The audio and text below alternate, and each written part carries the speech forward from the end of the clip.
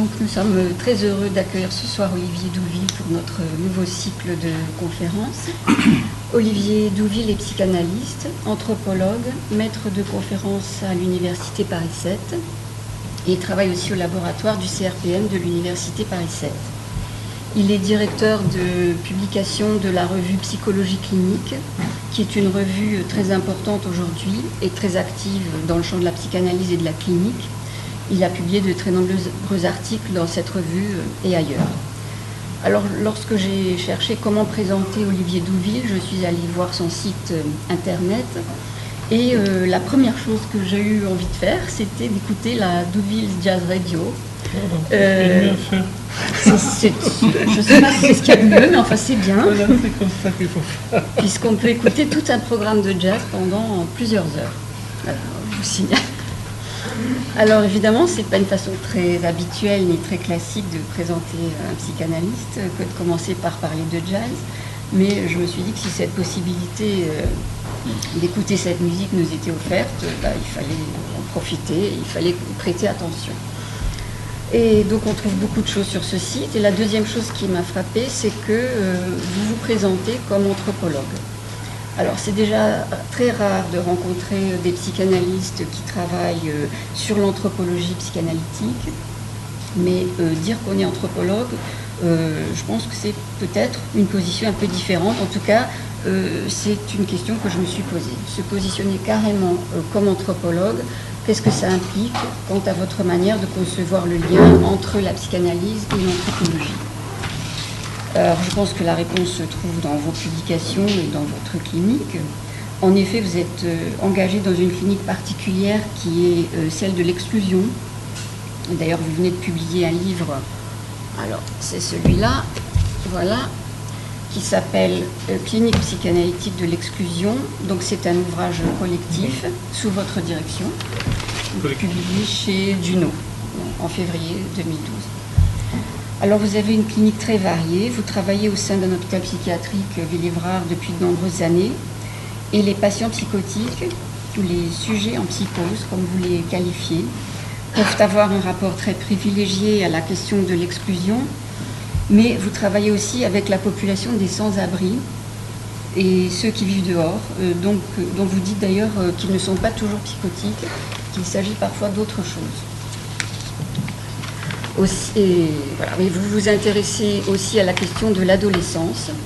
Vous avez aussi publié ce petit livre de l'adolescence errante, Variations sur les non-lieux de nos modernités. Je crois qu'il est épuisé. Je sais pas. L'adolescent errant. L'adolescent est épuisé, le livre aussi. Du coup, le livre, n'en parlons pas. Voilà, c'est un introuvable, gardez-le, mettez-le sous aux cloche, éditions faites Plein quelque Feu. chose, Voilà, mais ne perdez pas. Voilà. Oui, elle revient. Bon. Et il faut dire également que votre clinique vous a transporté en Afrique de l'Ouest et au Congo, où vous menez des prises en charge d'enfants et d'adolescents, souvent victimes de guerre. Alors ces différentes populations, les psychotiques, les adolescents et ceux qu'on appelle justement les exclus, vous permettent de travailler la question du lien social sous des angles différents mais avec une grande cohérence. Un des points sur lesquels vous insistez particulièrement, c'est la question de la modernité, puisqu'à propos des adolescents, vous dénoncez un préjugé qui serait de les considérer comme des êtres passifs et subissant le poids de la société, subissant le social, alors que vous renversez la question en affirmant que l'adolescent est justement producteur de social. Vous dites même qu'il y a un âge de la modernité, c'est l'adolescence. De même que vous considérez que l'exclusion et la grande précarité posent une question à l'histoire de la clinique et de la psychiatrie et peuvent être entendus, je vous cite, comme des avatars modernes d'une anomique folie du lien. Vous dites que l'exclu n'est pas seulement celui qui habite les lieux de la très grande misère, mais celui qui a effectué un franchissement où il s'absente au lien social et à la fraternité du discours. Alors, il me semble que ce qui vous intéresse, ce sont les moments de déséquilibre, avec peut-être la notion de provisoire, de bascule, parce que ce sont des moments où des situations fécondes, on peut se reprendre quelque chose de l'ordre d'un mouvement de création dans le social. Alors, vous défendez aussi une position de rupture avec toute tentative de psychologisation du fait social dans une inscription à une filiation freudienne et lacanienne. Et vous dénoncez les attitudes et postures que vous qualifiez ironiquement de déontologiques, comme par exemple le respect du sujet, dont vous dites que c'est un boulevard qui n'a pas de détracteur, alors que ce terme de sujet désigne un effet de division, comme Lacan l'a montré, ce qui entraîne dès lors pour le clinicien une certaine responsabilité du dispositif. Vous mettez également en garde contre tout culturalisme, comme une illusion dont il convient de se départir, la théorie psychanalytique de la culture n'ayant surtout pas à se complaire dans une description des particularités culturelles du sujet, mais plutôt à faire en sorte que le sujet se place dans un rapport de décroyance par rapport à ses particularités, de façon à ce que sa singularité puisse se retrouver dans le plus universel. C'est donc à une refonte de l'anthropologie que vous attachez, dans une nouvelle compréhension du terme, qui inclut la question de la prise de chacun dans la parole comme fondement d'un discours. L'objet de cette anthropologie psychanalytique est donc, pour vous, l'étude des processus d'humanisation et d'institutionnalisation du sujet.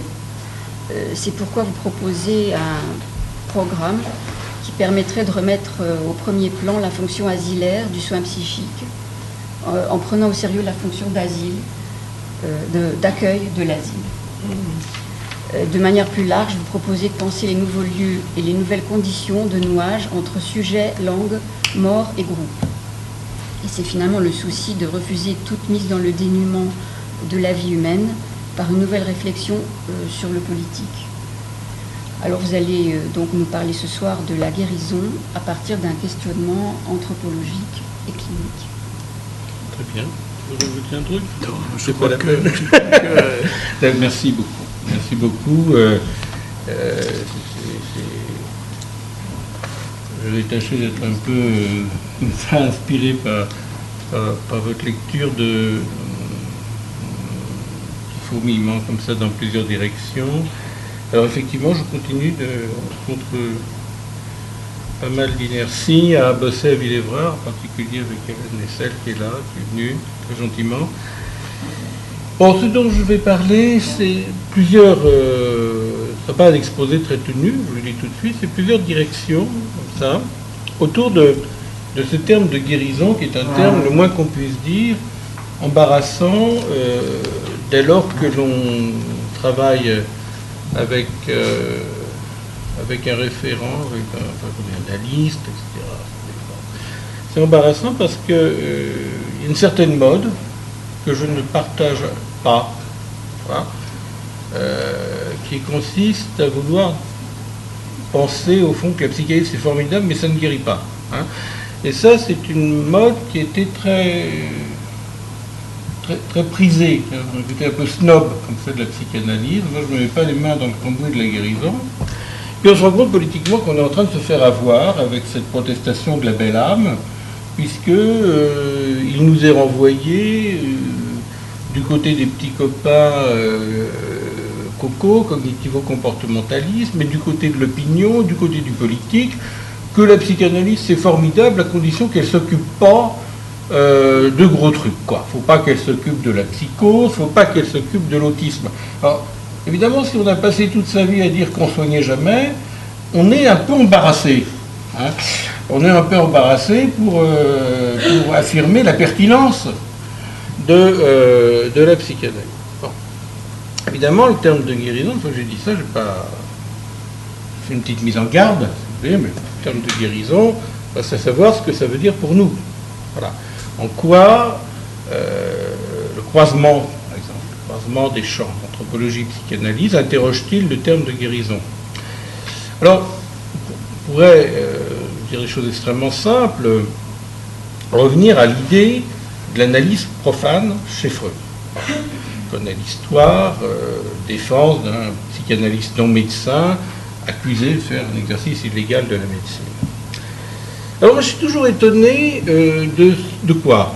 De ce que l'on comprenne psychanalyse profane comme psychanalyse exercée par un non-médecin. C'est-à-dire par exemple psychanalyse exercée par un psychologue, que sais-je encore. Je pense que ce n'est pas ça du tout l'analyse profane, elle peut très bien être exercée par un médecin. C'est une analyse qui est conduite dans un certain affranchissement par rapport aux idéalités de la science et aux idéalités de la religion. Voilà ce que ça veut dire analyse profane, et ça ne désigne en aucun cas une catégorie professionnelle. Il n'y a pas les analystes médecins et les analystes profanes. Donc, si l'on, ce qui est mon cas, se bagarre pour que des gens qui ne sont pas passés par l'université de médecine ou par l'université de psychologie puissent ne pas être inquiétés d'être psychanalystes, c'est pas parce qu'ils seraient les plus profanes des analystes profanes, pas du tout. C'est parce que nous ne pouvons pas penser qu'on est plus analyste si on est médecin ou psychologue. Voilà. Mais il ne s'agit évidemment pas de dire que c'est un découpage professionnel. Alors, une fois que ce petit rappel a été fait, ça amène à se poser une question. Qu'est-ce que nous entendons par guérison, qui n'est pas, on le sait bien, à la fois la simple guérison biologique, quoique par exemple, on le voit très bien en psychiatrie, un type peut prendre des médicaments, et puis s'il n'a pas un lieu pour que sa parole soit entendue, ces médicaments sont sans effet. Voilà, donc on a quand même un petit effet quand même sur le biologique. Et puis ce n'est pas la guérison en tant que réparation d'une machine qui déconnecte, qui n'est pas dans les bons circuits, qui se trompe dans ses programmations, etc. etc. Bon.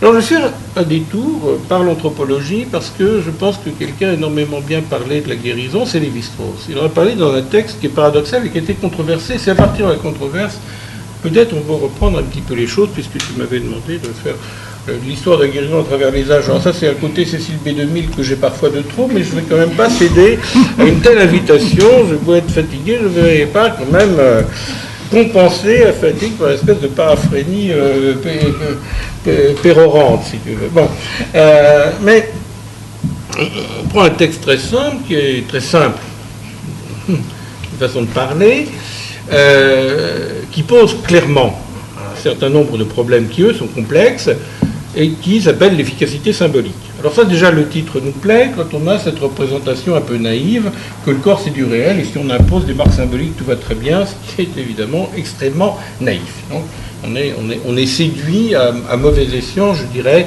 par le côté lapidaire, condensé, ramassé du texte.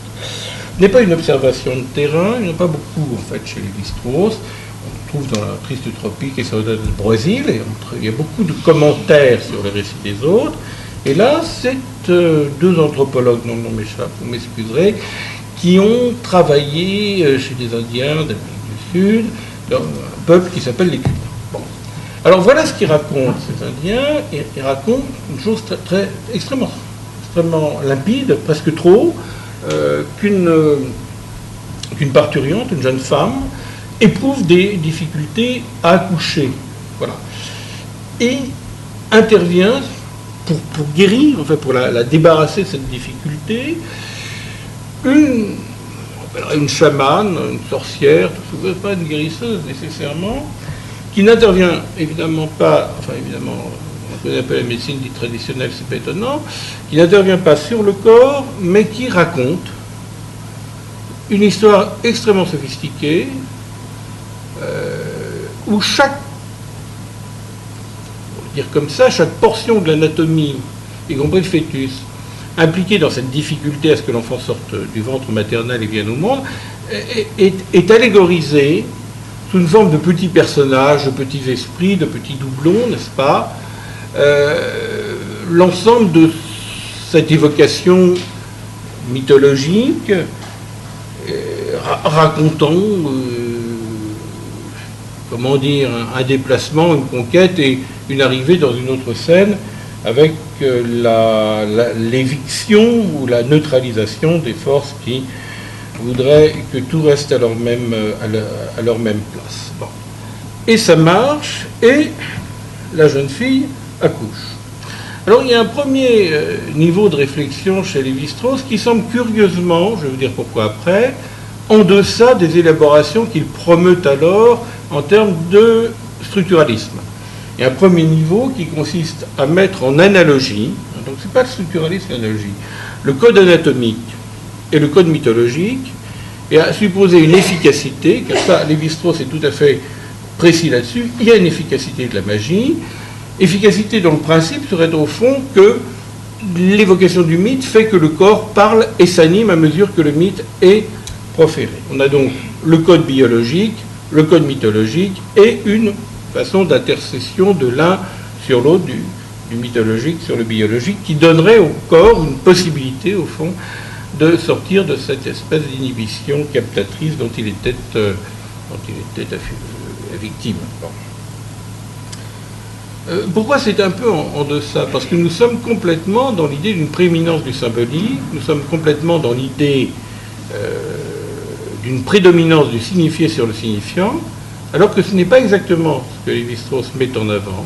Il va, avec Jacobson, travaillant sur le poétique, ce qui va mettre évidemment la puce à l'oreille à Lacan, travailler sur le fait que, finalement, il y a peut-être un dépassement des antinomies, signifié, signifiant, et un renversement possible de la prédominance du signifié sur le signifiant, ce qui sera également repris plus tard, mais très peu de temps après, par Lacan. Eh bien, l'ethnologue qui a de nom Michel Perrin a repris de très près les observations commentées par Lévi-Strauss dans son livre, dans son chapitre sur l'efficacité symbolique. Il a pris ça de très près. Il a remonté aux sources mêmes, il a été voir les Gonesse, un spécialiste de cette région, n'est-ce pas? Et il nous a apporté une nouvelle plutôt sidérante, qui est la suivante. Quand la chamane ou la guérisseuse parle, elle parle une autre langue que la langue qu'on a. Elle parle une autre langue. Une langue incompréhensible. C'est-à-dire que la langue que parle cette chamane, c'est une langue qui ne fait pas narrativité, récit. C'est une succession d'événements sonores dont il faut repérer la musicalité, mais ce n'est en aucun cas quelque chose qui explique le monde. Et ça, c'est très important. C'est-à-dire que l'énoncé mythologique, quand les ethnologues le ramassent dans leur filet, l'énoncé mythologique, il est donné par ce que l'on appelle de façon violente les informateurs, lesquels vont raconter à l'anthropologue le mythe. Et voilà, nous avons tel ou tel mythe. Bon. Maintenant, si on s'intéresse à la vie des gens, c'est-à-dire que si on s'intéresse au fait social que représente le fait d'être touché par un mythe, on se rend compte que dans les cultures considérées, on peut raconter des contes, mais il est très rare qu'on raconte des mythes comme ça. Les mythes sont toujours racontés par bribes qui convoquent des états de corps. C'est pour ça qu'il y a une tessiture et un tissage extrêmement précis de la tessiture du rite et de la tessiture du mythe. Et les mythes sont pas faits pour être racontés comme un récit. Voilà. Les mythes convoquent des états de parole, entrecoupés parfois de langues qui ne sont pas la langue du commun, et qui réveillent chez qui les entend, à mesure que son écoute est en quelque sorte ritualisée, et pas seul à recevoir cette histoire de fou, à mesure où celui qui les entend, eh bien, ça fait un effet de remuement de son rapport à un matériel sonore, archaïque, refoulé, dont il est fort possible qu'il en a la jouissance, mais peut-être pas l'intelligence, au sens de l'intelligence éclairante, commentant, etc. Bon. Alors, d'une certaine façon, les apports de cet anthropologue absolument extraordinaire, qui s'appelle Michel Perrin, contredisent le texte de Lévi-Strauss, et contredisent en ce texte de Lévi-Strauss cette fameuse coïncidence entre le récit et le corps.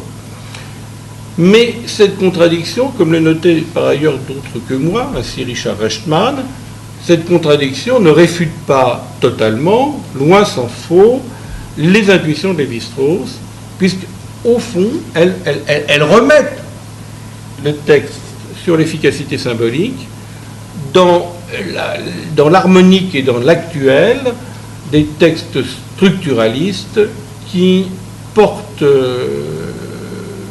qui font un effet, qui ont un effet de dépassement des antinomies entre le signifiant et le signifié. On verra du reste que chez Lévi-Strauss, ces effets de dépassement des antinomies entre signifiant et signifié lui font articuler qu'il y a plusieurs registres possibles de langage ou de pensée. La pensée hypothético-déductive dont nous faisons, nous, le parangon, n'est-ce pas, de ce que serait une pensée claire. La pensée sauvage sur le registre du mytho-poétique et du bricolage, et le langage musical. Et pour Lévi-Strauss, ces trois langages cohabitent en chacun, qu'il n'est aucune raison de les privilégier, d'en privilégier un par rapport aux deux autres, etc. Et nous retrouvons là la thèse très connue que Lévi-Strauss expliquait à l'UNESCO dans Race et Histoire, que les cultures développent toujours un potentiel, soit l'art économique, soit l'art guerrier, soit l'art esthétique, etc. Et qu'aucune culture ne saurait être déconsidérée dans la hiérarchie de ses performances par rapport à une autre. Bon. Pour revenir à ce qui nous importe, la question de la guérison, on s'aperçoit que là, un des apports de l'anthropologie, c'est sur des choses comme ça, c'est de nous dire que, au fond, ces effets de guérison, parce qu'après tout, on n'en a pas 36 000 à relater par les anthropologues, sont des effets où le sujet est remanie quelque chose de plus intime et de plus profond à ces objets de jouissance.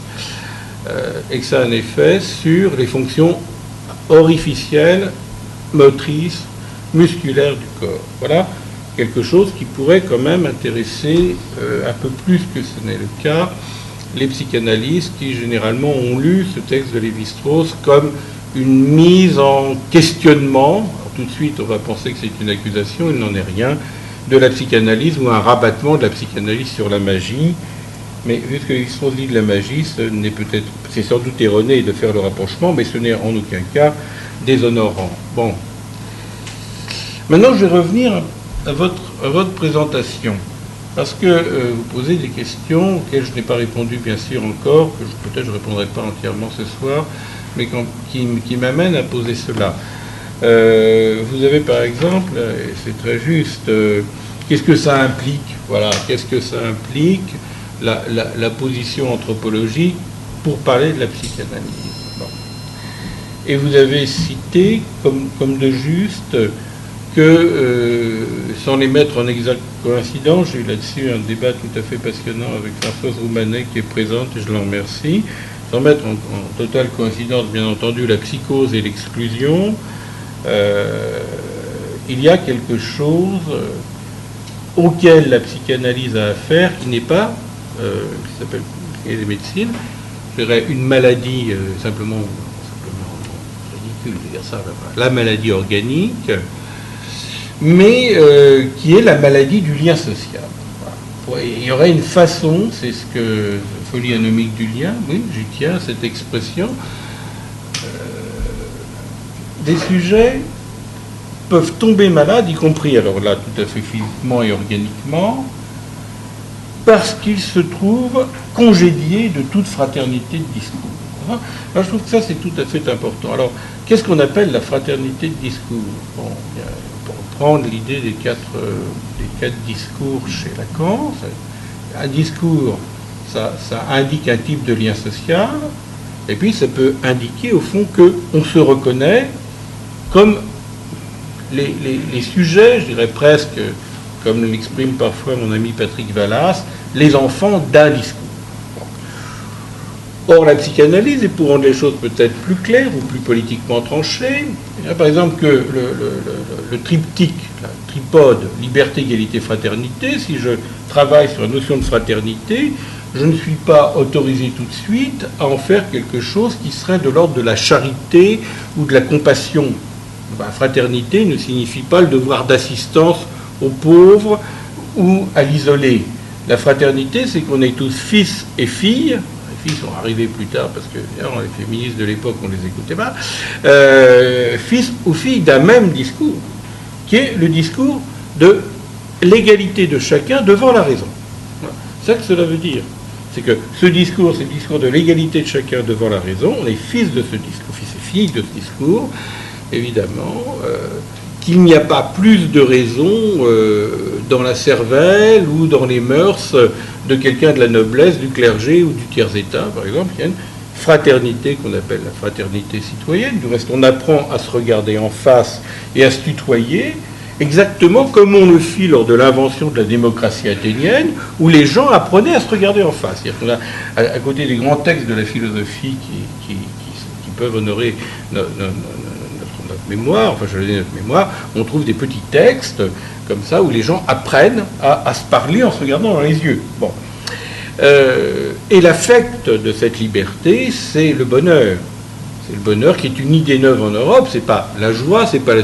Quand Saint-Just dit que le bonheur est une idée neuve en Europe, il ne préconise en aucun cas la civilisation des loisirs, dont du reste il n'aurait pas eu vraiment le temps d'en profiter, mais le bonheur, c'est cet affect qui nous saisit lorsqu'on se reconnaît comme enfant d'un même discours. Alors bien évidemment, il y a quelque chose qui peut nous sembler à la fois fondamental, peut-être un peu naïf, lorsqu'on explore les envers de ces discours, et de poser une question très simple, du reste, qu'est-ce qui ferait lien social entre psychanalystes, connaissant la place de l'objet A, et toujours quelque chose à la fois de fascinant et de répugnant dans le dit discours de l'analyse. Je ne développerai pas. Or, il se trouve qu'il y a des sujets qui sont mis hors discours. La folie peut être une forme de mise hors discours, à entendre à la fois comme possible maladie, ça reste à discuter, et comme, je dirais, mise en exclusion. Voilà. Hors discours, et un des efforts de l'antipsychiatrie, qui n'allait pas parfois sans quelques militances absurdes, un des efforts de l'antipsychiatrie, c'était de réinstaurer la folie dans une logique du discours qui n'est pas seulement une logique de l'esthétique. Pour les surréalistes, c'était surtout une logique de l'esthétique. Bon, quand je dis quelques trucs absurdes du style votre enfant n'est pas malade, c'est la famille qui est malade, et la preuve que la famille est malade, c'est que l'enfant est malade. Bon, évidemment, ça c'est un petit peu compliqué à suivre de bout en bout.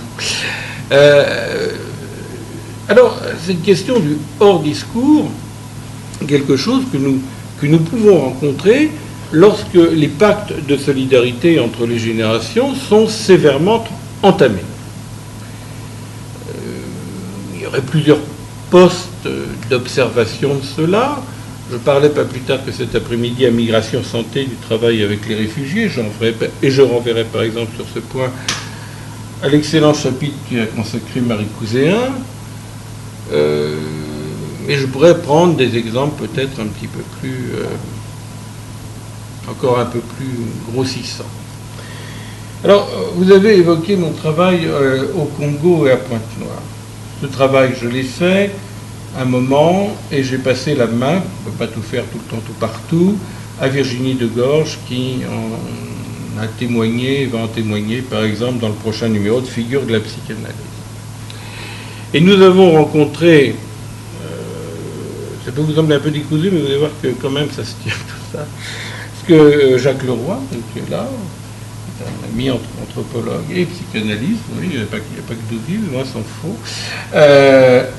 qui a travaillé, lui, en RDC, donc, pas mis les pieds encore, bien encore Jacques Leroy, sur ce phénomène qui nous affole, qui est la question des enfants dits enfants sorciers. J'essaye de vous présenter les choses, qu'est-ce que c'est et pourquoi cela renvoie à la question de la maladie du lien. Voilà. Alors, qui sont ces enfants sorciers? La plupart du temps, ce sont des enfants errants dans la rue, et pour nombre d'entre eux, ces enfants errants dans la rue et ces adolescents errants dans la rue ont été d'anciens sujets sous la guerre, soit combattants, soit victimes, soit un petit peu des deux, au gré de leurs aventures précocement meurtrières. Lorsque j'ai rencontré, on n'en a pas tant que ça du reste, en Afrique de l'Ouest, un petit peu au Burkina, mais bon. Lorsque j'ai rencontré 2 ou 3 sujets qui se disaient eux-mêmes, puisque la stigmatisation peut devenir, dans une façon un peu brillante mais désolée de la revendication, un emblème. Je suis enfant sorcier, parce que je travaillais avec les enfants sorciers. Ils me racontaient tous qu'ils ont cette réputation, qui est une réputation extrêmement grave, en raison, mais il peut y avoir d'autres facteurs, je le sais bien, mais en raison des initiations, entre guillemets, qu'ils ont subies pour être enrôlés dans les armées enfantines. Un mot peut-être sur cette initiation. Qu'exige-t-on d'eux dans un monde qui est un monde déréalisé, où on les soumet à des consommations massives de drogue, et en particulier d'amphétamines, lesquelles amphétamines portent déjà parfois un nom de guerre. Par exemple, je me transporte très rapidement à Bamako, et il y a aussi des enfants soldats en Côte d'Ivoire et au Mali maintenant. L'amphétamine que prenaient les gamins dans la rue s'appelait le béret rouge, parce que c'était l'amphétamine qu'utilisaient les soldats américains pendant la guerre du Vietnam. Bon. Alors, ces gamins qui sont shootés, qui vivent donc dans un monde où l'autre est réduit à une image, hein, un monde qui n'est pas, je dirais, apaisé par la perspective, par la profondeur de champ, au point par exemple qu'ils peuvent se mettre à courir à toute allure, traverser la rue n'importe comment, parce qu'ils ne voient pas, ils ne calculent pas, comme il le faudrait pour rester en bon état, les poids, les volumes, les distances, etc. Mais il y a plus que cette intoxication qui crée des effets redoutables, et pendant les périodes d'intoxication, et qui crée des effets redoutables aussi lorsque les produits dopants viennent à manquer. Parce qu'un arrêt brutal de la surconsommation d'amphétamines, ça ne vous fait pas un gamin ou même un adulte en bonne santé, ou un ado, ça vous fait quelqu'un qui est envahi par des angoisses persécutives, qui a le sentiment que son corps est pris dans une espèce de collage avec tous les points de l'espace, et qui plonge aussi dans des états de prostration mélancolique assez aisément. À côté de ça, il demandait à ces jeunes combattants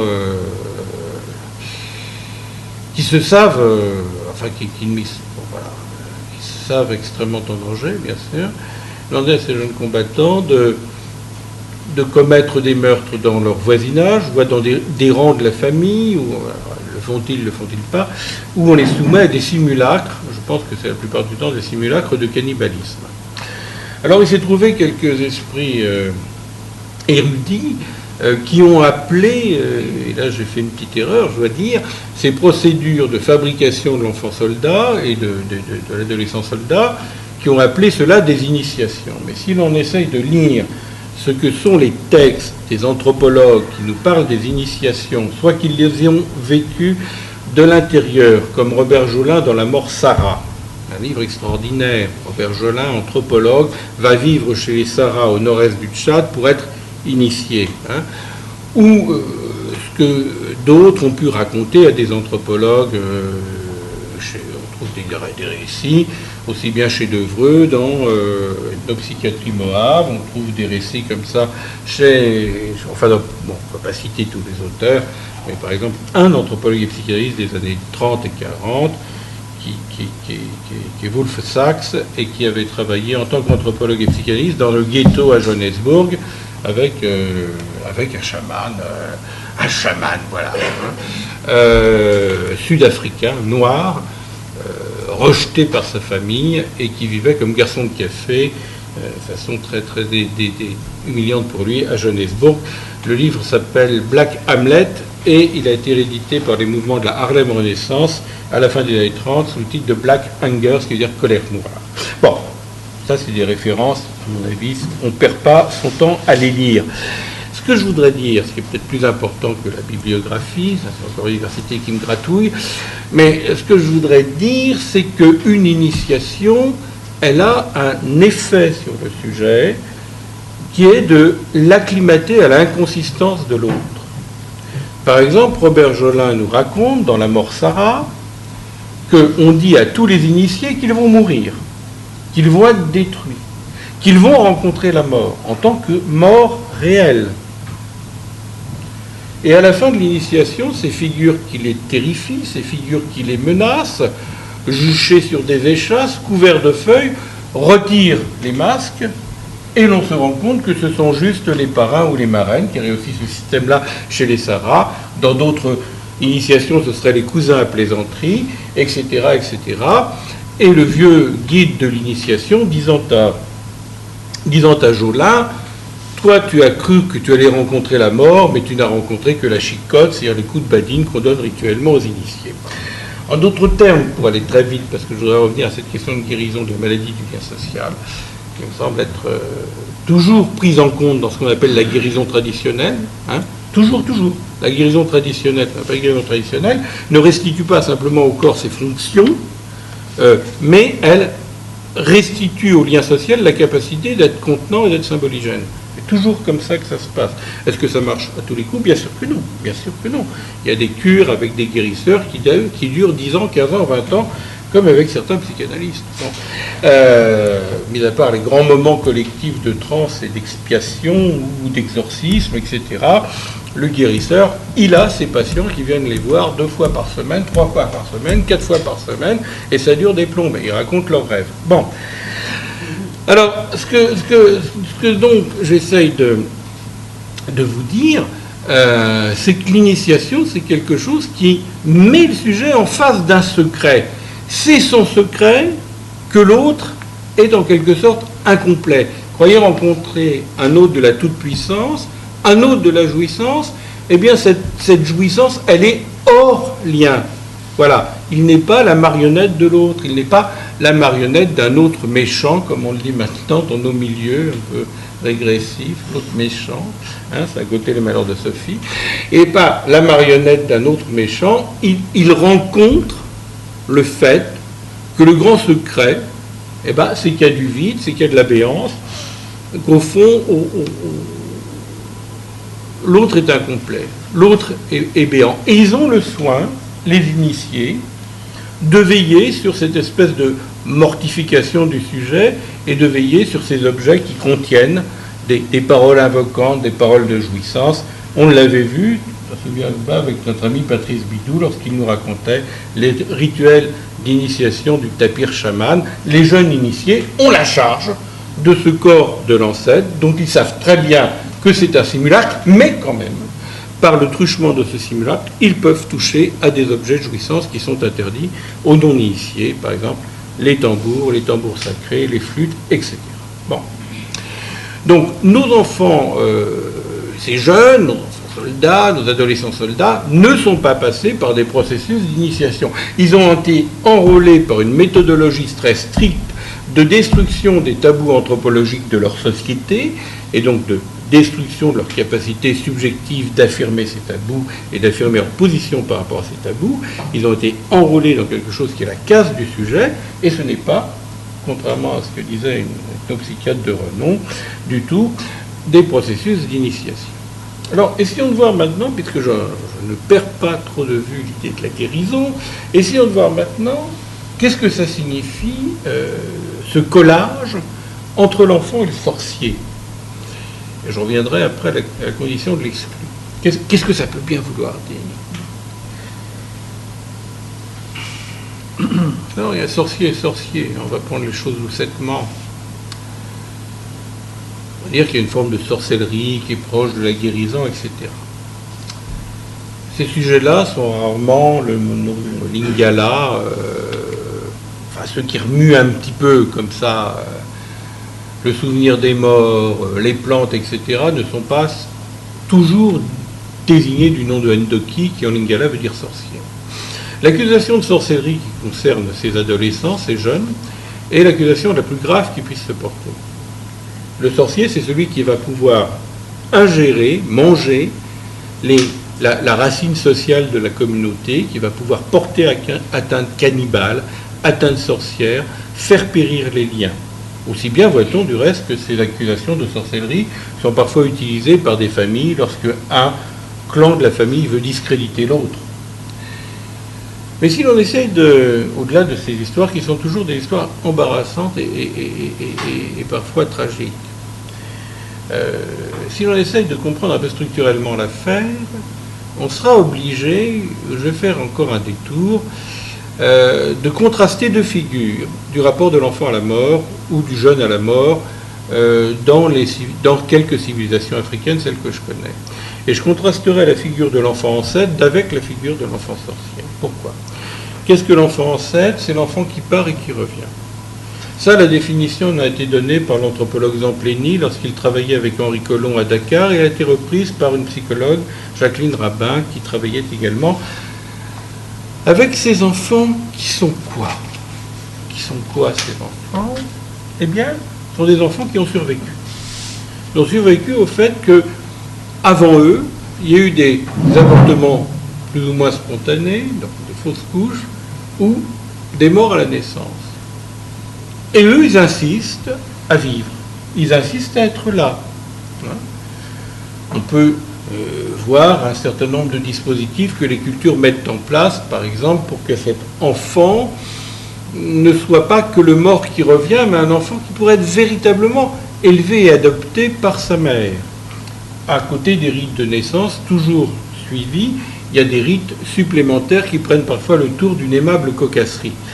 J'étais une fois à Bouaké, au cœur de la Côte d'Ivoire, et j'allais, comme souvent, c'est un bonheur en Afrique, faire mes courses au marché. Et que vois-je ce jour-là ? Une femme qui étale à ses pieds une natte, qui s'assied et qui pose sur la natte son tout petit bébé. Arrive à ce moment-là, avec beaucoup de fracas, une vieille qui saisit l'enfant et qui fait mine de partir. Je croyais assister à un rapt d'enfant, j'étais déjà tout retourné. Et puis quand même, ça me semblait un peu bizarre que tout se fasse avec autant de barouf. Et puis je revois la vieille qui vient et qui va vendre l'enfant à sa mère, laquelle fait la quête. Voilà. Chacun donne 100 francs CFA, ça fait même pas, je sais pas, 20 centimes d'euros, passons. Et l'enfant peut être enfin restitué à la mère. Donc, vous voyez qu'à côté du rite de naissance, qui est un rite très important et dont je dirai deux mots tout de suite, il y a des rites de restitution. Alors, l'enfant ancêtre, c'est un enfant qui connaît les rites de naissance. Et quel est le cœur même du rite de naissance ? C'est l'enterrement du placenta. D'une certaine façon, l'enfant va être façonné par un enfant. Comme un enfant par le groupe social et par le rituel. C'est ce que je veux dire. Façonné par un enfant. Il va être façonné par le groupe social. Il va être façonné par le rituel. Il va être, en quelque sorte, guéri de cette maladie infantile que redoutent les sociétés africaines dites traditionnelles, que je préfère appeler la rationalité traditionnelle. Donc, on peut vivre différemment et garder un certain nombre de rationalités. On peut vivre différemment que ses parents, que ses grands-parents ou ses arrière-grands-parents. Cette maladie infantile, ce serait la coalescence entre l'enfant et l'ancêtre. Il importe de purger l'enfant des restes d'ancestalité. Alors, la purgation, c'est l'enterrement du placenta, n'est-ce pas ? Chose que les femmes africaines réclament encore beaucoup dans nos maternités. Elles veulent qu'on leur restitue le placenta de l'enfant. Alors, l'enterrement du placenta, pourquoi ? Là, c'est important. Parce que si vous allez dans un village wolof, les Bousserères, par exemple, au Sénégal, ou ailleurs, où on pratique l'enterrement du placenta, vous allez avoir trois types de représentations culturelles. C'est-à-dire que c'est un peu absurde de penser que tous les gens d'un même village pensent la même chose.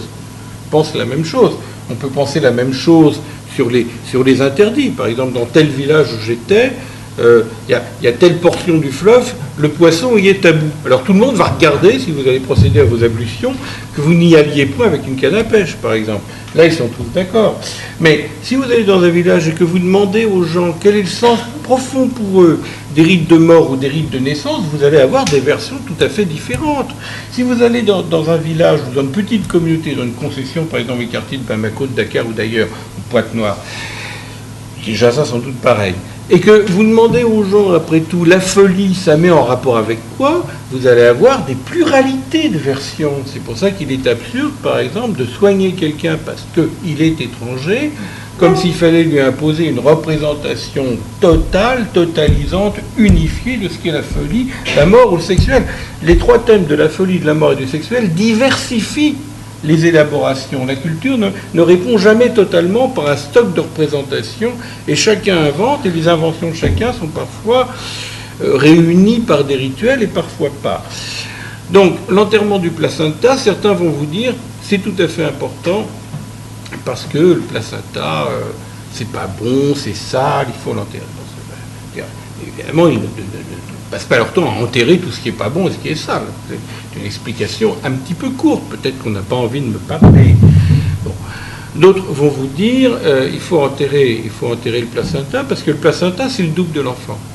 Le double de l'enfant, bon, alors oui, c'est quelque chose qui est vrai. Les premiers conquérants du Cambodge racontaient par exemple que lorsqu'ils étaient reçus en audience par quelques potentats locaux, le type était assis sur un trône, à côté de lui il y avait un autre trône avec une noix de coco laquée qui contenait à l'intérieur le placenta du monarque. Bon. Et puis vous allez avoir des gens peut-être un peu plus lettrés, peut-être un peu plus portés sur la chose symbolique, qui vont vous dire mais on enterre le placenta pour une raison très simple, c'est que cet enfant doit être façonné comme un enfant humain pour l'humanité. Et quel est le trait distinctif de l'humanité? Qu'est-ce qui différencie la nature de la culture? Eh bien c'est sans doute la prohibition de l'inceste, disait Lévi-Strauss, il n'avait pas tort, mais très certainement, quand vous allez comme ça sur le terrain, on va vous dire que ce qui différencie le plus la nature de la culture, c'est que l'espèce humaine a inventé la sépulture.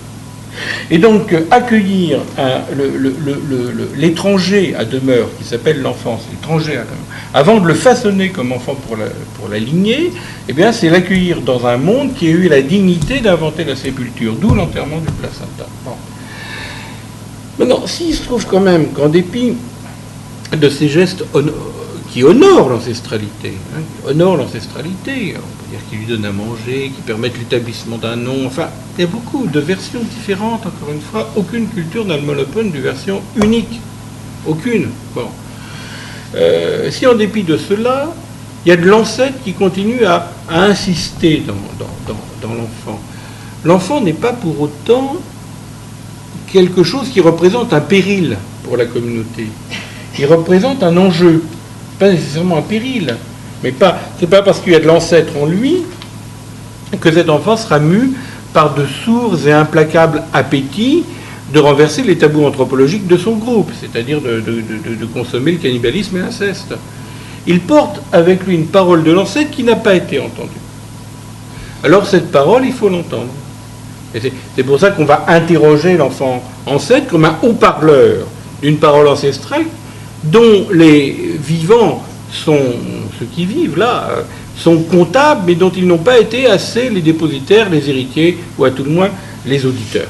Alors, voilà ce qu'est l'enfant ancêtre. C'est une figure de médiation. L'enfant sorcier, c'est autre chose. L'enfant sorcier, c'est un collage entre deux termes qui devraient rester les plus éloignés possibles. Je vais vous dire pourquoi je me permets de dire qui devraient rester les plus éloignés possibles. Qui sont tout simplement les termes de la vie et de la mort. Dans un texte fameux, La Potière jalouse, Claude Lévi-Strauss reprenait une formule qu'il avait esquissée une vingtaine d'années auparavant, qui s'appelle la formule canonique du mythe. Je vais juste là prendre les premiers essais d'élaboration par Lévi-Strauss de cette formule. Pour Lévi-Strauss, qui n'est plus à ce moment-là le même, que celui qui écrivait l'efficacité symbolique, pour Lévi-Strauss, un mythe, bien sûr, est un récit. Ça, il ne le niera pas, mais l'articulation du mythe avec ce qu'il appelle, d'une façon très désinvolte, à mon sens, la gesticulation du rite, ne l'intéresse pas. Ce qui l'intéresse, c'est de superposer les récits les uns aux autres, non pas pour faire gonfler le récit de 1001 variations, mais pour essayer d'en repérer l'ossature, les nervures principales. Et une fois que ces nervures principales sont repérées, eh bien, de dégager les termes, qui sont des termes qui vont être structurellement agencés par des effets d'analogie, de renversement, qui vont être structurellement agencés par les 4 opérations de l'inverse, de l'indicatif, du réciproque et du corollaire. Ça, A, non A, A inverse de B, A réciproque de C, A corollaire de l'emplacement BCD, par exemple, de l'emboîtement, je veux dire BCD. Sachant qu'un ce genre d'opération ne peut pas se représenter ni sur une droite ni sur une courbe, mais nécessite un recours à la topologie qui est celui de la bouteille de Klein, c'est parfois quand même on voit planer les mêmes figures topologiques chez Lacan et chez Lévi-Strauss. Bon. Prenons simplement le début de la construction de cette formule canonique. La fonction d'un mythe n'est pas d'enchanter le monde. Bien sûr que c'est une fonction. Mais ce n'est pas là-dessus que Lévi-Strauss va appuyer le fer de sa démonstration. La fonction d'un mythe est de rendre habitable.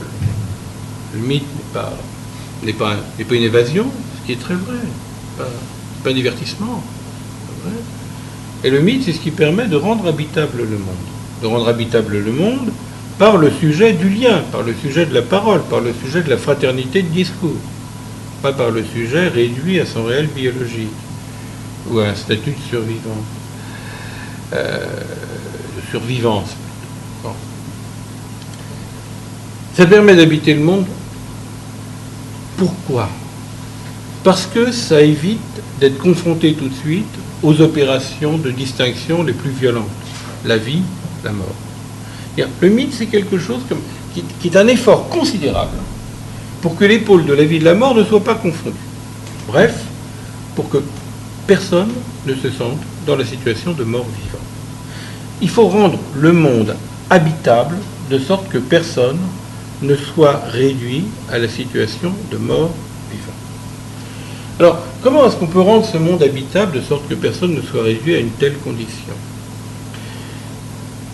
Par des opérations que le mythe exprime, tel qu'il est décortiqué, réorchestré, INRC, inverse négative réciproque corollaire, par Lévi-Strauss, des opérations où, entre ces deux oppositions majeures, qui ne sont jamais le masculin et le féminin, je dis pour un débat récent, la vie et la mort, on intercède des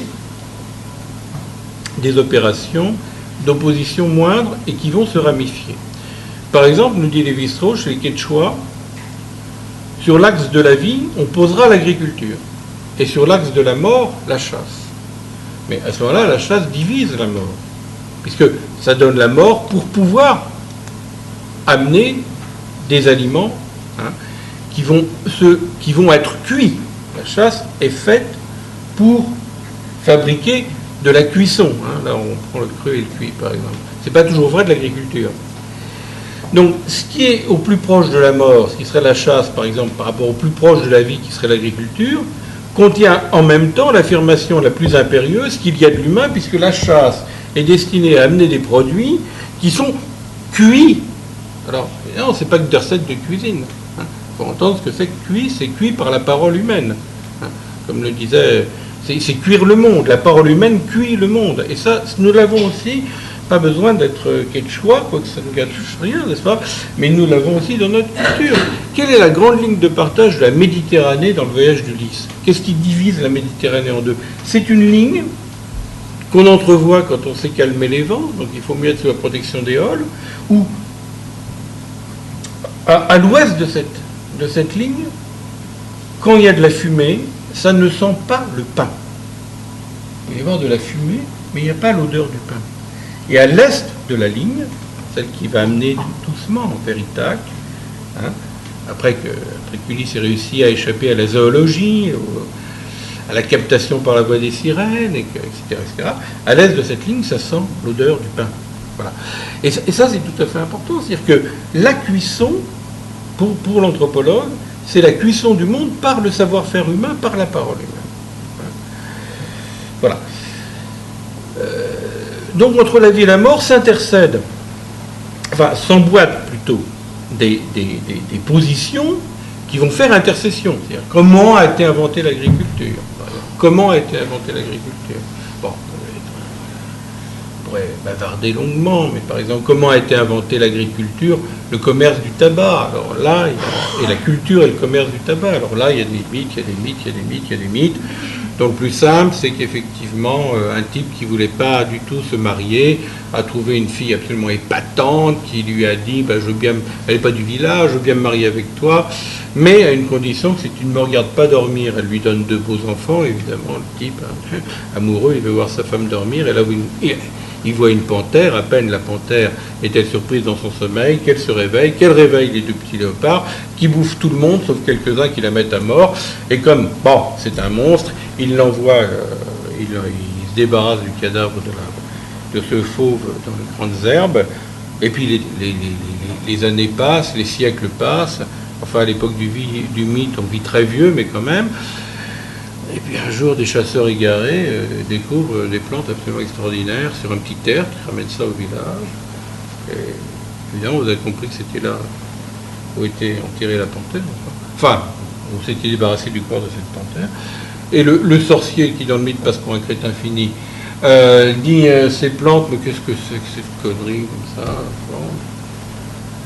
Foutez-moi ça au feu. Et comme c'est le tabac, ça sent très bon. C'est ça, c'est l'invention du tabac. Donc, vous voyez que tous les mythes vous racontent comment s'humanise le monde, comment se cuit le monde, etc. Évidemment, il passe pour un crétin, mais il dit aussi faites cuire ça. Faites cuire ça. Bon, bref. Oui, le temps passe. Bon. Toujours est-il, si vous voulez, que cette structure mythique ne rend pas seulement compte d'un récit. C'est pas comme le travail de Propp qui est merveilleux sur les contes. Mais la structure du mythe telle que dégagée par Lévi-Strauss, elle rend compte des opérations par lesquelles le monde devient habitable, ce qui signifie très clairement par lequel nous devons de le rendre habitable à nos descendants. Je veux dire, et le monde devient habitable, c'est-à-dire nous devons de le rendre habitable à nos descendants, ce qui signifie effectivement qu'il faut continuer à raconter les mythes dans différents dispositifs qui sont les dispositifs rituels. Les rituels, essentiellement, c'est la naissance, la mort, l'initiation. Mais en allant un petit peu plus loin encore, ce qu'on peut dire, c'est que l'intelligence du monde mythologique, je n'ai pas dit qu'on s'en soit complètement dépourvu, eh bien ça permet d'élaborer les circuits de l'amour, les circuits de la haine, les circuits de l'ambivalence entre les générations. Mais alors, supposons qu'une société, c'est ce qui se passe, suite à d'extrêmes violences qui touchent précisément au statut de la mort, génocide, destruction des généalogies, destruction de la mémoire, etc., que cette société, finalement, de quoi elle accouche? Elle accouche non seulement évidemment, de tous ces traumatismes de guerre, il faudrait dire un mot, mais elle accouche aussi d'un monde qui n'est plus régulé par quoi que ce soit de l'ordre du traitement de l'ambivalence entre les générations. Les générations se retrouvent antagonistes et sans ancêtres, et cet antagonisme entre deux générations fait que la génération qui vient mal accueillie est également pensée comme hostile à la génération qui a tenu le coup au prix parfois d'un certain nombre de combines, de reniements, ce que vous voulez, pas toujours d'héroïsme. Bon. Et alors, le procès qui est fait à ces adolescents d'être des enfants sorciers n'est pas un procès qui les met en situation de médiation, c'est un procès qui fait d'eux le point de catastrophe où les deux pôles les plus antinomiques du mythe vont se retrouver coalisés sur la personne. À savoir, la vie et la mort vont se retrouver coalisés sur cette personne. Et la plupart des enfants sorciers que j'ai rencontrés, eh bien, se vivent dans un état de mort-vivant. Alors, ils peuvent avoir cette présentation inquiétante et désespérée, mais crâneuse, si vous voulez, de se dire des enfants sorciers, mais si vous parlez longuement avec eux, eh bien, vous voyez très bien qu'ils se situent comme des morts vivants, c'est-à-dire des sujets qui n'ont pas pu se constituer la moindre dette de vie dans les circuits de la parole, dans les circuits de l'alliance, etc. En somme, ce détour que je tente de faire par l'anthropologie, c'est un détour qui interroge radicalement la notion de guérison.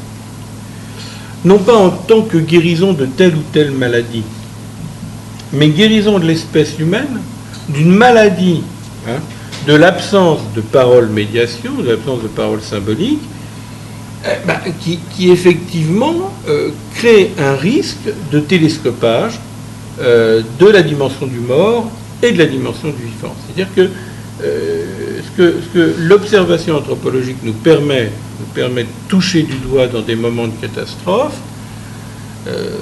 c'est au fond que la condition de l'humain, c'est une condition de quelqu'un qui est en état de guérison quasi permanente, d'être parasité par son inhumanité ou par son incondition. Donc, c'est cette question-là qui est importante. Cette question-là de la guérison qui est importante, si on essaie de faire comme ça un machin sur non pas la guérison à travers les siècles. Mais au fond, de quoi, qu'est-ce que nous échouons à guérir? Qu'est-ce que nous échouons à guérir et qu'est-ce qu'il faudrait inventer comme suppléance? Eh bien, nous échouons à guérir les désabonnements de certaines personnes de ce qu'on pourrait appeler une fraternité de discours ou une communauté humaine minimale. Bon, voilà peut-être le point de l'anthropologie. Je peux en rester là avec quelques questions, puis après on prendrait. Hein? Voilà. Bon. Au fond, c'est un peu déroutant. Bon. C'est un peu déroutant. Alors là où on peut directement accrocher Freud, par contre, c'est que il a toujours décrit, on en a parlé il n'y a pas si longtemps, il a toujours décrit la vie comme un tas de détours sur le chemin de la mort.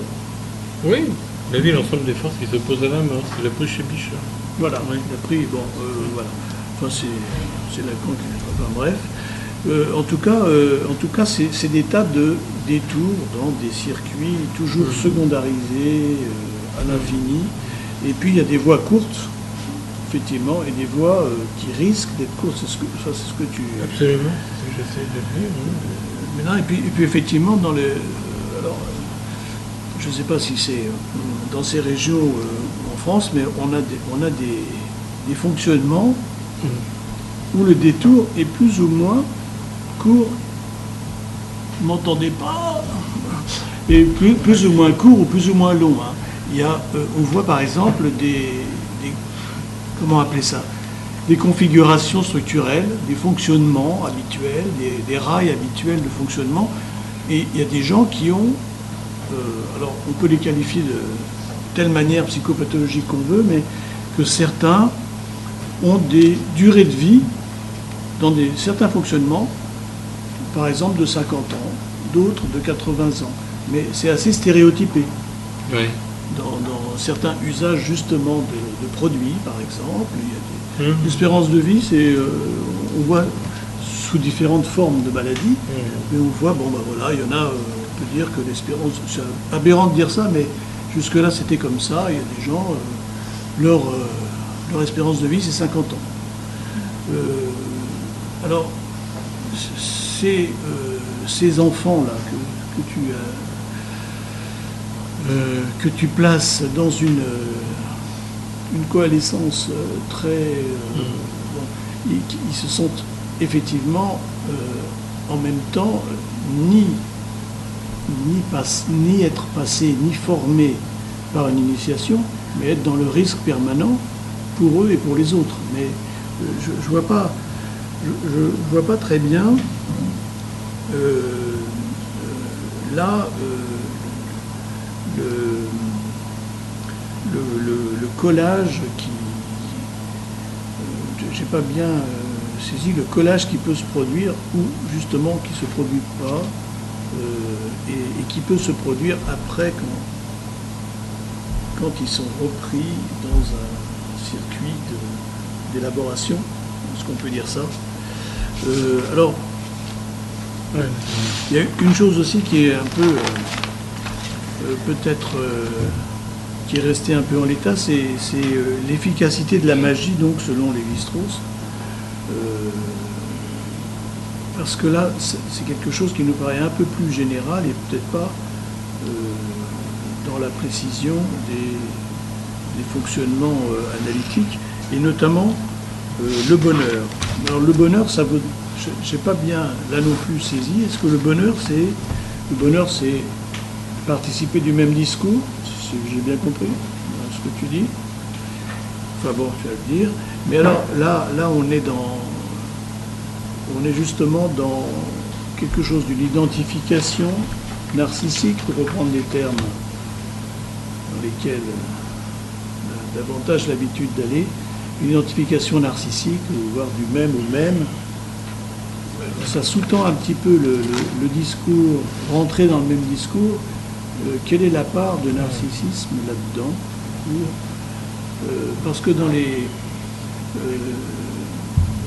dans les maladies physiques que l'on voit en permanence, donc dans les hôpitaux ou ailleurs, il y a des gens qui en effet, alors est-ce que c'est un effet du discours, mais qui se trouvent coincés dans une impossibilité, dans une impasse dont ils ne peuvent pas sortir, dont il n'y a pas de... et à laquelle la médecine n'apporte pas de remède. Et là, effectivement, c'est la chute assurée, c'est cette impasse. Enfin, je ne sais pas si je reprends cette histoire de maladie du lien social dans ce grand voyage-là, mais certains vont le dire beaucoup mieux que moi. Je réagis ou oui, vas-y.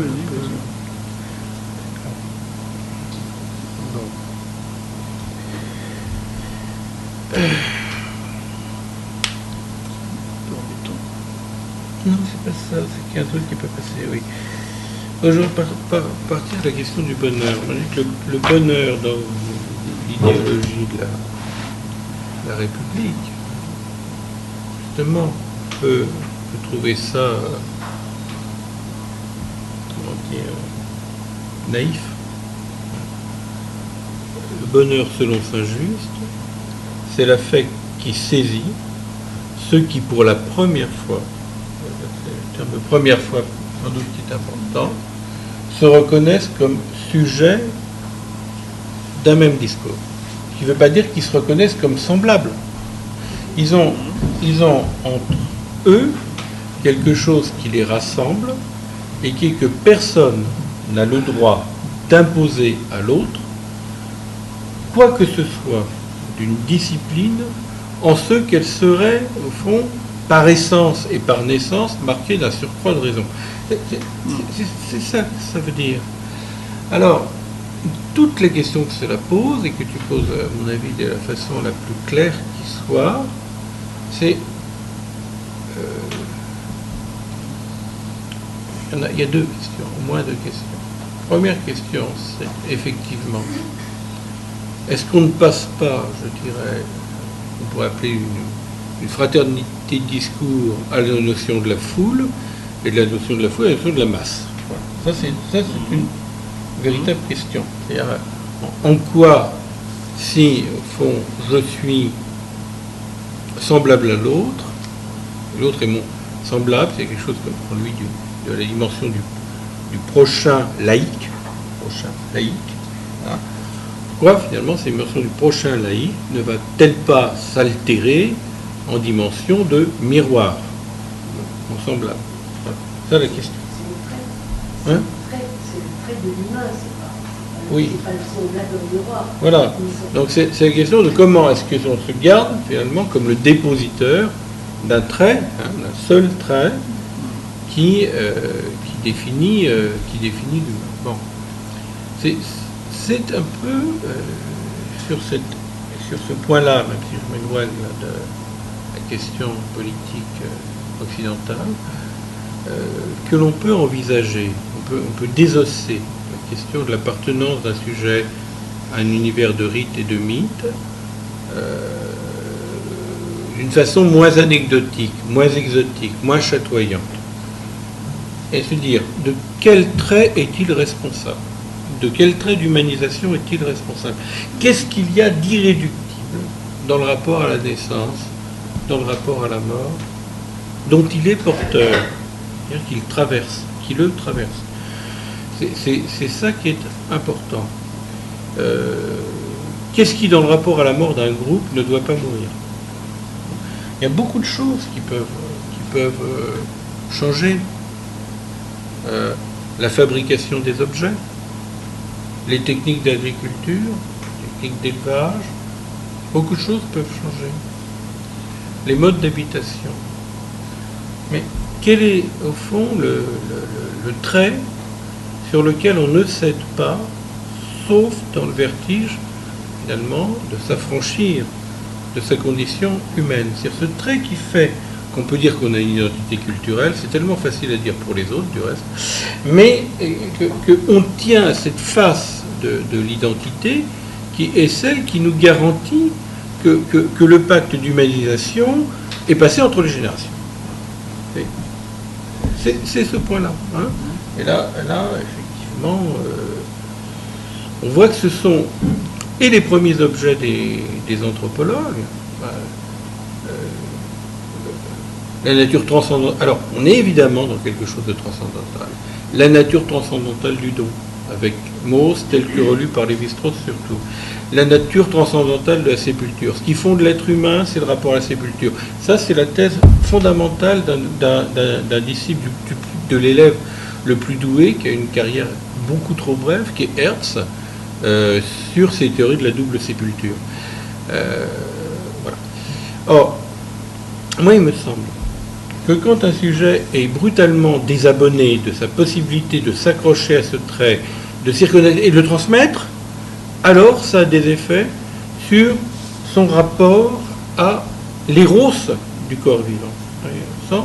Il y a un désabonnement de cet éros. Voilà. C'est, je crois, le point, c'est pas le seul, mais c'est le point sur lequel l'anthropologie pourrait apporter une petite contribution au débat sur la guérison, qui serait sans doute plus abstrait, plus radical, que de se faire le catalogue de toutes les techniques thérapeutiques à travers le monde, si tant est qu'on puisse le faire et si tant est que ça a un sens. Voilà, qu'est-ce que tu m'avais demandé d'autre? L'efficacité de la magie. Enfin, bon, ça c'est...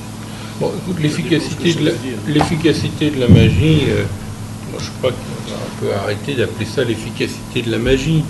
C'est l'efficacité de tout dispositif, et je crois que la cure analytique, qui n'est pas de la magie, elle est responsable d'avoir à dire quelque chose là-dessus. L'efficacité de tout dispositif qui remue la vie des premiers objets pulsionnels, et qui, ça avec Lacan c'est assez clair, on peut le repérer, une cure, c'est pas a un effet de reprendre ce traumatisme du sujet par l'intrusion en lui de la langue, ce que Lacan appelait la langue. Et c'est sur ce plan-là que le texte de Lévi-Strauss, qui est un texte tout à fait magnifique,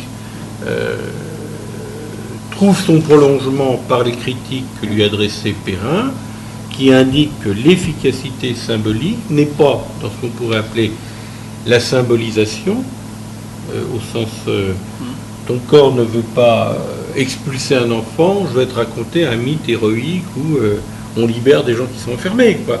C'est pas ça, hein. C'est pas ça, c'est pas du rêve éveillé dirigé, c'est pas de la narrativité. Ça marche parce que, peut-être parce que le corps de cette femme n'est plus ce qui tient lieu de cette jouissance de la contention, ça c'est mis ailleurs. Hein. Et voilà, l'efficacité, c'est que quelque chose en elle, c'est une élaboration, parce qu'évidemment, on ne l'a jamais connue, cette femme, c'est peut-être même création très idéale, mais quelque chose en elle s'est reconstruit de son économie pulsionnelle parce qu'il y a eu un chambardement dans la langue. C'est-à-dire que, évidemment, la chamane qui fait ses incantations, qui fait ses trucs, etc., c'est pas une speakerine, et elle parle en manipulant des objets, en manipulant toute une part d'ombre qui tape directement dans le corps. Et là, je crois que ça nous amènerait, non pas pour dire c'est pareil, la cure analytique, c'est pas du chamanisme, mais ça nous amènerait finalement dans un certain nombre de territoires explorés par quelques analyses, dont bien sûr Lacan, mais à certains moments Bion aussi, du reste, sur le fait que l'interprétation n'est pas une explication, ne vise pas pas une signification, ne vise pas à dire le symptôme signifie ça, je vais le dire, il n'y a plus de symptôme, mais l'interprétation crée un effet de faire surgir la possibilité, je ne dis pas le signifiant nouveau, parce que ça on peut toujours cavaler, mais de faire surgir la possibilité qu'il pourrait y avoir un signifiant nouveau. C'est-à-dire que ça... Voilà. Alors, l'efficacité de la magie, elle est là. Fait jaillir un autre rapport au sonore. Alors, nous, on va le dire dans nos termes, notre rapport à la langue, un autre rapport à la lettre. Et, même si ça a été évoqué par quelques analystes, très peu, avant Lacan, on trouve des pointes comme ça chez Winnicott aussi. Hein. Il se trouve que Lacan, dans sa théorie des paramètres de la jouissance, indique que l'exploration, y compris l'exploration par la topologie, de ce point-là, c'est-à-dire quelque chose qui distrait le corps d'être le tenant-lieu de la jouissance une, eh bien, ce point-là est quelque chose qui a à voir avec la conduite des cures. Voilà. D'où un regard complètement différent posé sur la psychose au début du travail de Lacan et à la fin du travail de Lacan. C'est pas du tout la même chose. Alors, juste une question encore, et je vous laisse la parole. Effectivement, alors là, envisager sous cet angle-là la psychanalyse et tout un tas de mise en situation, alors irait exactement à l'envers de justement cette que tu avances de cette destruction de la généalogie qui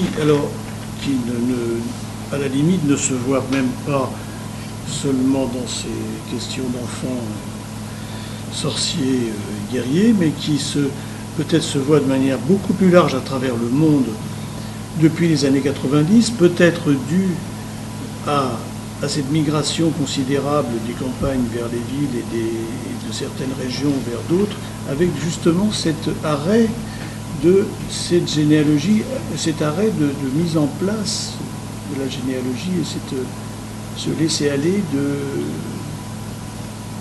qui permet justement ce télescopage. Je vais peut-être un peu large, mais j'ai l'impression que là on est justement dans un mouvement très... une question de la migration, parce que l'être humain a toujours eu la bougeotte. C'est mais je veux dire, dans ce mouvement de migration, oui. Laisser tomber justement que les pères, que les circuits familiaux soient désavoués ou rompus. Peut-être pas le sujet. Si, non, mais ce que j'essaie de dire est plus radical et en même temps de ce fait peut-être plus abstrait. J'ai une question très simple, c'est comment se constituer comme parent ou comme enfant. À partir du moment où il ne subsiste que deux générations qui sont mises en hostilité l'une par rapport à l'autre. Que les rites évoluent, que les façons d'affirmer son rapport à l'ancestralité évoluent, que ce que l'on a envie de transmettre à nos enfants, c'est pas pareil que ce qu'on a reçu. Bien sûr, je crois que l'être humain ne s'identifie pas à ce qu'il voit seulement,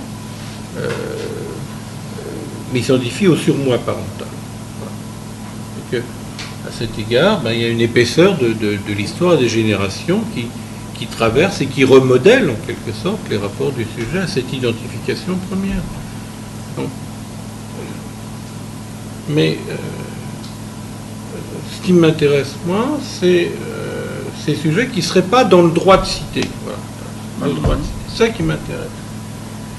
Parce que c'est très compliqué, parce que dès qu'on met un pied et demi dans l'anthropologie, il y a un effet, c'est qu'on positive ce qu'on pourrait appeler le traditionnalisme.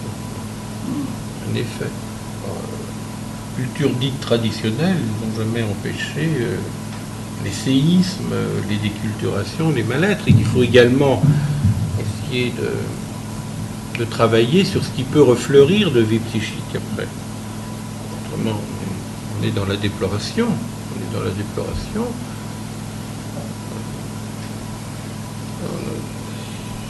Il est très très difficile de se porter à hauteur des subjectivités de son époque si l'on est dans une nostalgie confortable de ce qu'on n'a pas vécu.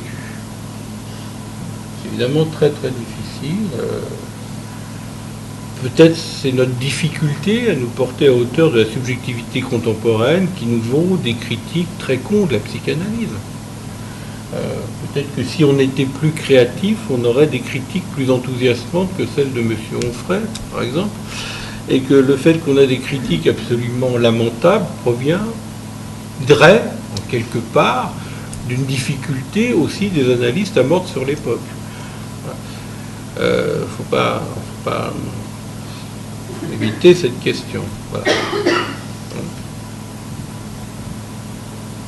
Maintenant, la modernité, je ne sais pas trop ce que ça veut dire non plus. Donc, j'en ai parlé comme ça, vous avez eu la gentillesse de me citer. Mais franchement, la modernité, c'est nous avons plusieurs rapports à la modernité. Il y a la modernité du marché. Hein.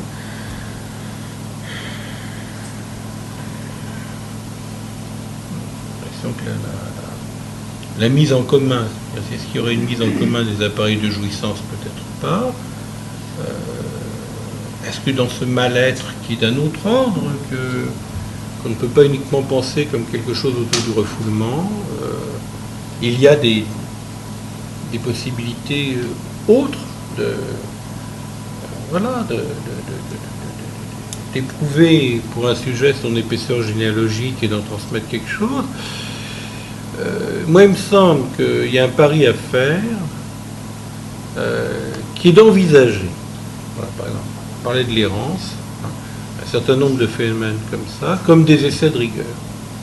C'est-à-dire, non pas comme des déroutes du sujet, hein, même si j'étais déroutant, non pas comme simplement des mises en catastrophe de la personne, mais des essais de rigueur, c'est-à-dire des essais d'articuler, dans ce que j'emprunte à Kaufmann, l'expérience émotionnelle de l'espace, le rapport au temps, à l'espace et à la parole.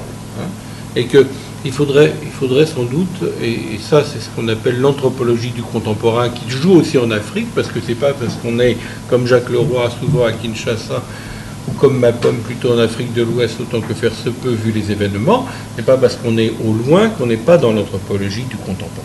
On y est de plein pied, où que ce soit. Donc, essayer de voir comment se restructurent des questions aussi importantes que l'on ne peut balayer que dans une ignorance crasse de la phénoménologie, ce qui est une ignorance qui ne nous honore pas. Qu'est-ce qu'habiter? Questions comme ça qui doivent se réaffirmer. Qu'est-ce qu'habiter? Voilà. Qu'est-ce qu'un lieu? Voilà. Qu'est-ce que les lieux du sujet? On a des outils incroyables pour ça. Quand même, Lacan nous a amené la topologie, nous a amené la question des surfaces, il nous a amené des tas de choses, et on ne sait pas quoi faire, et à la place de ça, on sort les Kleenex, on dit que la modernité c'est dégueulasse et qu'il n'y a plus de sujet. C'est peut-être un peu vite, quoi. C'est peut-être un peu vite. Pourquoi est-ce qu'on n'utilise pas nos instruments? Quitte à les immerger, à les frictionner sur d'autres champs, l'anthropologie, la phénoménologie, d'essayer de comprendre un petit peu ce qui se passe. Voilà. Nous sommes 3 ans après un texte formidable de Freud, s'appelle Contribution à l'étude des aphaisies. Un texte extraordinaire. Mes motifs d'émerveillement, je suis émerveillé par ce texte. Qu'est-ce que c'est? C'est l'extrême précision avec laquelle Freud évoque toutes les composantes d'un mot en parlant d'un contexte fermé et d'un contexte ouvert, en travaillant sur la défaite systématique, généralisée ou pas, de ces composantes, images motrices, images visuelles, images de graphie, etc. Là, je pense que si on se repère simplement par signifiant insignifié, on perd quelque chose de cette densité. Lacan reprend ça à sa façon, le signifiant, l'objet A, la voix, la lettre. Enfin, bon. Alors, deuxième intérêt, pour moi, bien sûr, il y en aurait d'autres, ce qui me permet aussi de reprendre avec ce que tu apportes et qui est absolument important aussi.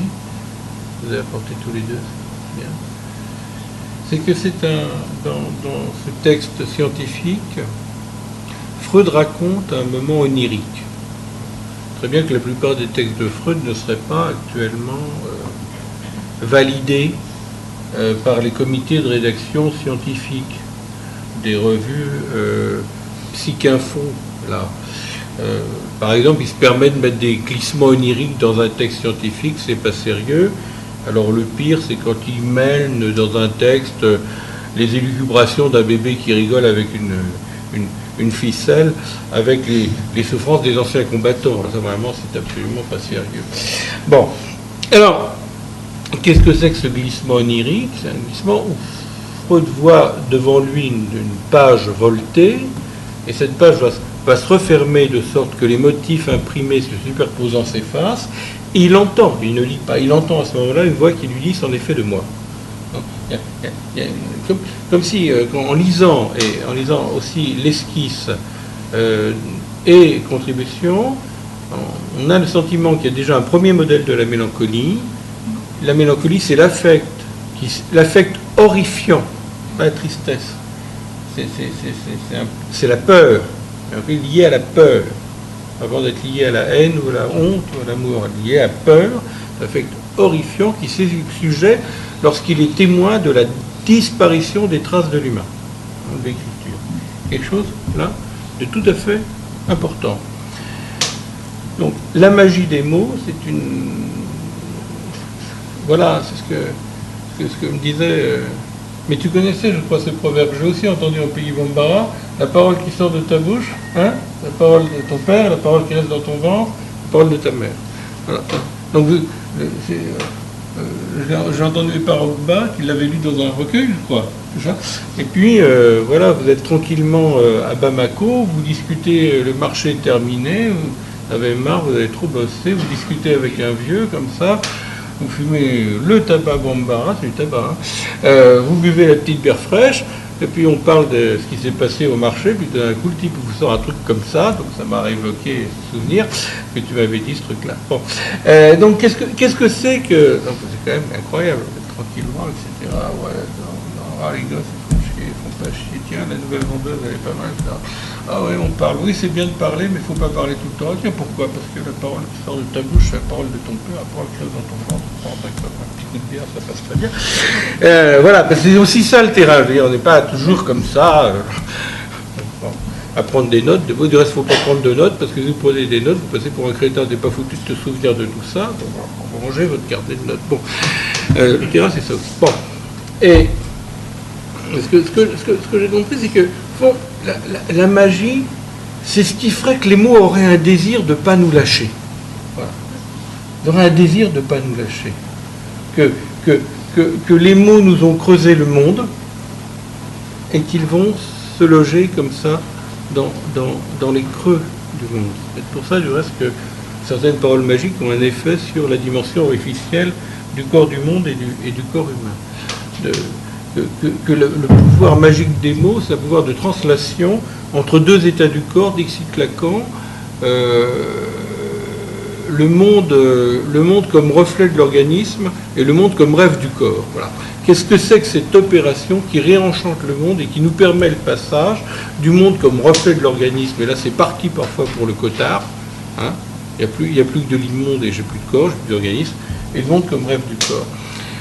En somme, ce que la magie nous raconte, c'est que les mots ne désespèrent pas que nous puissions rêver le monde à mesure que nous habitons le corps et le rêve. Bon. Donc, c'est la magie des mots. Voilà. Et entendre mots, non pas comme le signifiant plein de sens. Entendre comme la magie de cette tessiture du mot qui, du reste, chez Freud et dans Contribution à l'étude et dans l'esquisse, mots et paroles, c'est souvent les mêmes, c'est la même expression, hein, mots et paroles, hein, quand même important. C'est la magie du mot parlé, parce que c'est le mot parlé qui comporte avec lui ce référent corporel qui fait qu'il y a une image acoustique, une image graphique, une image psychosensorielle, etc. etc. Bon. Alors, À partir de là, je peux passer sur les questions des langues dans lesquelles les mythes résonnent. Je crois que ce qui est peut-être le plus important, c'est effectivement la question du biopouvoir. La question du biopouvoir qui désacralise, au fond. On peut dire ça comme ça pour aller peut-être sans doute trop vite. La mort. Il ne suffit pas de dire qu'il désacralise. J'ai l'impression que c'est vraiment un lieu commun, mais en même temps, c'est pas complètement vain de le dire. Mais qui fait qu'on peut produire la mort comme on produit des objets, qu'on peut produire de la mort en masse. Voilà. Alors c'est pas simplement, bien sûr, la question du biopouvoir, c'est la question de la place des génocides dans notre modernité, dans notre actualité. Bien sûr, ce qui s'est passé, ce qui continue du reste de se passer, puisqu'il y a beaucoup de partis politiques qui se réclament d'Hitler, que ce soit en Inde, que ce soit chez les fanatiques africanaires de l'Afrique du Sud, que ce soit chez les néo-nazis un peu tout partout en Europe. Donc c'est du passé, hélas, réminiscent. Hein, ça c'est le premier point. Et un deuxième point, on peut se demander, au fond, si l'Europe s'est pas construite aussi sur un peu l'idée que tout ça se serait vite liquidé. C'est pas si simple. Hein. Donc je pense que la question de biopouvoir, c'est une question éminemment politique qui renvoie à l'atteinte sans précédent que ce siècle par le nazisme a porté à finalement. Alors, est-ce que c'est au rapport de la parole avec la mort? Donc, il y a une certaine pétrification des langues. Donc, là, au fond, changer le statut de la mort, c'est changer le rapport du sujet à la langue. Pourquoi? Parce que vous savez, beaucoup de gens se disent, moi, ma culture, je peux m'en passer, je m'en fiche, je peux en prendre d'autres, etc. Bon, mais le truc sur lequel, et tout à fait compréhensible, on ne cède pas, c'est le rapport à la mort, c'est le rapport à l'autel de mort. Mais les Chinois qui construisaient le chemin de fer Est-Ouest, là, Pacific Express aux États-Unis, ils savaient qu'ils allaient mourir en posant les rails, mais ils avaient réservé de l'argent pour avoir une place sur un bateau qui ramènerait leur cercueil à Pékin, à Nankin, à Hong Kong, etc. Donc, là, il y a des choses assez étonnantes, des choses sidérantes. Vous vous baladez à Hong Kong, vous rentrez dans les maisons, il y a un cercueil, vous dites il y a un mort, non, mais c'est en cas où. il y a un cercueil. Bon. Voilà, il y a des choses plus rigolotes à dire. Bon, comment dire, que l'effet d'une bonne cure analytique, c'était qu'on puisse aimer davantage et travailler davantage. Or, le mot que Freud utilise, c'est pas Arbeit. C'est Genuss. Et Genuss, ça ne veut pas dire travailler au sens de au boulot. Hein. C'est jouir de l'invention. Voilà. C'est vrai, psychique. Oui, c'est ça. C'est jouir de l'invention. C'est pas au boulot. Et culture, d'ailleurs, est plus exactement traduit, comme de cette malaise dans la culture, c'est traduit plutôt par civilisation que culture. Oui. Mais qu'est-ce qui doit être enfin, qu'est-ce qui a civilisé au fond? Nous, c'est notre rapport à la jouissance. Notre rapport à la jouissance meurtrière du surmoi, notre rapport à cette tendance que l'on a, ça s'appelle la pulsion de mort, à identifier notre corps avec le lieu absolument idiot et débile de la jouissance une. C'est ça. Et effectivement, c'est peut-être plus facile de le faire quand on a un petit peu un pied dans des possibilités de transmission culturelle, ce qui ne veut pas dire de reproduction culturelle. Hein. Et être hors lien, jeté en dehors du discours, eh bien c'est beaucoup plus difficile. Mais c'est en allant chercher la casse sociale, la casse psychique la plus grave que l'on va peut-être trouver comment des sujets inventent une solution d'aimer encore et de pouvoir encore jouir de l'invention. Condition bien sûr qu'on ne veuille pas leur imposer des modes stricts de rééducation, de réimplication, de réinsertion et toutes ces choses-là qui fabriquent non pas de la nomination mais du faux self. Bon, ce soir, nous cheminons fort et nous allons remercier Olivier Douville pour sa participation à rendre le monde plus habitable. Merci. Ainsi que Ghislaine, qui est là. Ah oui, elle fait un travail super. Bon, merci à tout le monde.